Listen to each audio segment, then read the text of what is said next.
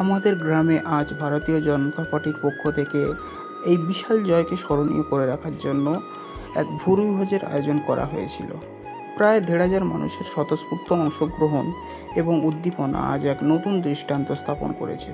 পশ্চিমবঙ্গের পরিবর্তনের হাওয়া এবং মানুষের এই স্বতঃস্ফূর্ত যোগদানই স্পষ্ট করে দিচ্ছে যে মানুষ এক নতুন ভোরের অপেক্ষায়।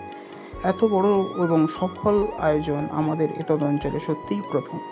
আজ তৃপ্তিদায়ক মেনুতে ছিল গরম ভাত, ডাল, জিভে জল আনা পটল চিংড়ি, সুস্বাদু মুরগির মাংস, চাটনি ও মুচমুচে পাঁপড়, শেষ পাতে একটু মিষ্টি।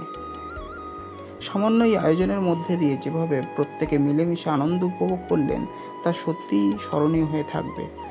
এই সফল আয়োজনের সাথে যুক্ত থাকা সকল কর্মী ও গ্রামবাসীকে জানাই আন্তরিক কৃতজ্ঞতা।